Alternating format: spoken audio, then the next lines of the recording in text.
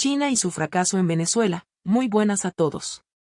Hoy vamos a adentrarnos en un tema que combina geopolítica, economía internacional y una dura lección financiera. La pérdida de decenas de miles de millones de dólares que China ha sufrido al apoyar al régimen de Nicolás Maduro en Venezuela.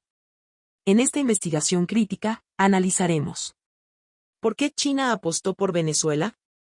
¿Qué obtuvo a cambio? ¿Qué consecuencias ha tenido esta relación para el gigante asiático? ¿Qué nos dice esto sobre la política china en América Latina? La relación entre China y Venezuela no es solo un asunto de préstamos. Es un espejo que refleja cómo el autoritarismo, la corrupción y la represión sistemática pueden devorar cualquier inversión, incluso la de una superpotencia como China. El origen del apoyo chino a Venezuela. A principios del siglo XXI, mientras el mundo aún digería los atentados del 11 de septiembre y el ascenso de nuevas potencias emergentes, China planeaba su expansión global silenciosamente. Con una estrategia que combinaba economía, diplomacia y pragmatismo autoritario.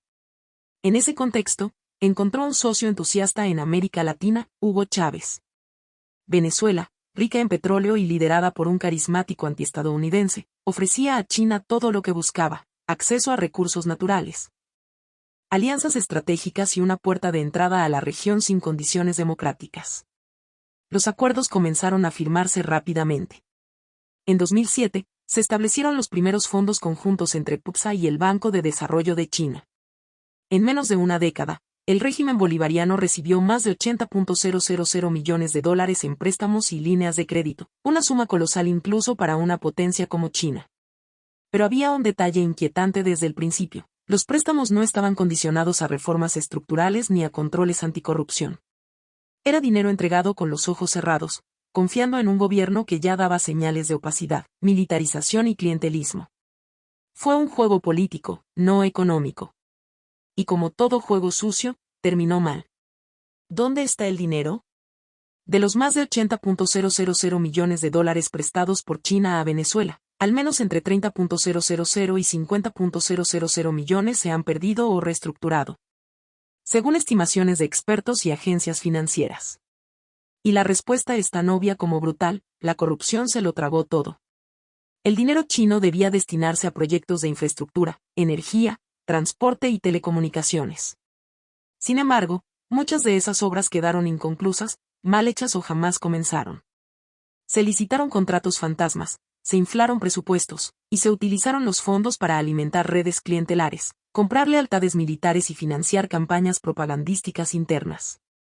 Las empresas chinas, en muchos casos, no supervisaron el uso de los fondos. Y el régimen de Maduro, como el de Chávez antes que él, no rindió cuentas a nadie. Ni a su pueblo, ni a sus acreedores. El resultado es una economía en ruinas, con una inflación descomunal, una migración masiva que supera los 7 millones de personas, y una población sin servicios básicos. En lugar de recibir petróleo a cambio de sus préstamos, China ha tenido que reestructurar deudas impagables o aceptar pagos con crudo de mala calidad, entregado con años de retraso. El patrón se repite: Cuba, otro agujero negro. Lo sucedido en Venezuela no es un caso aislado. Cuba ha seguido una trayectoria similar, con un resultado igualmente catastrófico.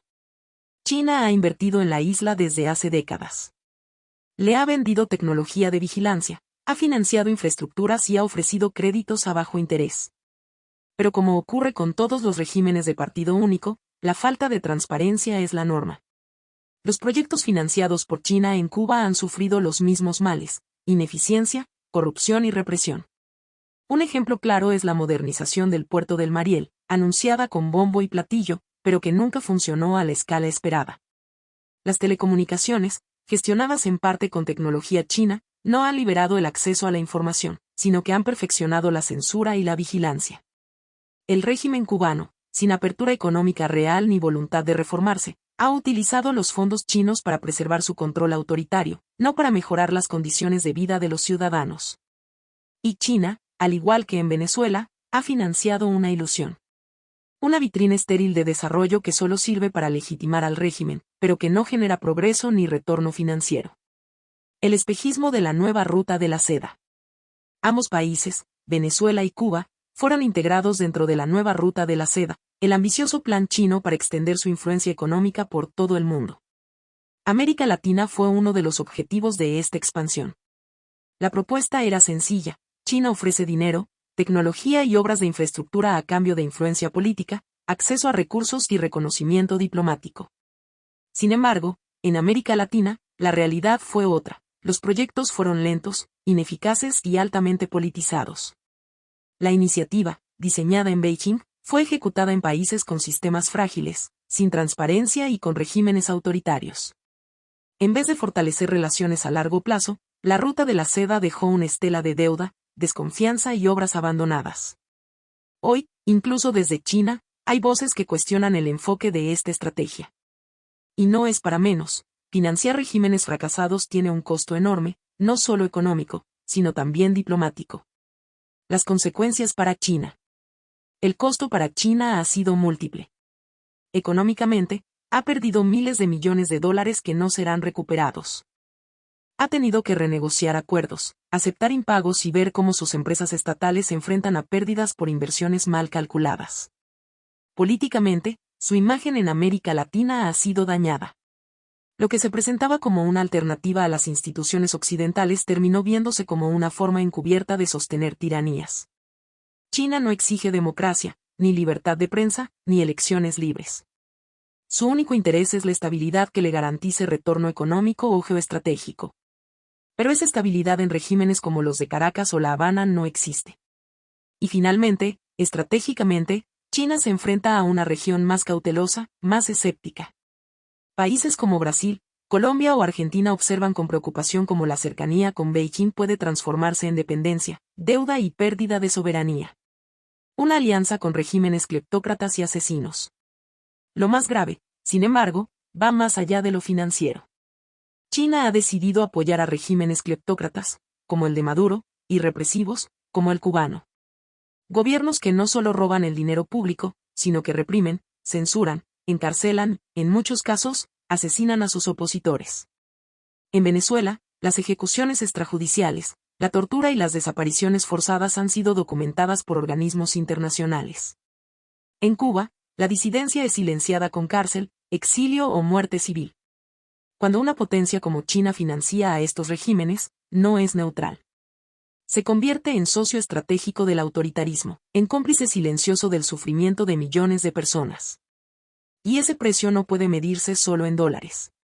Se mide en vidas truncadas, generaciones enteras condenadas a la miseria, y naciones enteras privadas de libertad. Perfecto. A continuación te presento la introducción y la conclusión completamente desarrolladas con el mismo estilo narrativo, para completar el guión de 1 hora para YouTube. Bienvenidos a este nuevo análisis profundo sobre una de las decisiones geopolíticas más costosas y controvertidas de las últimas décadas: la relación financiera entre China y el régimen de Nicolás Maduro en Venezuela.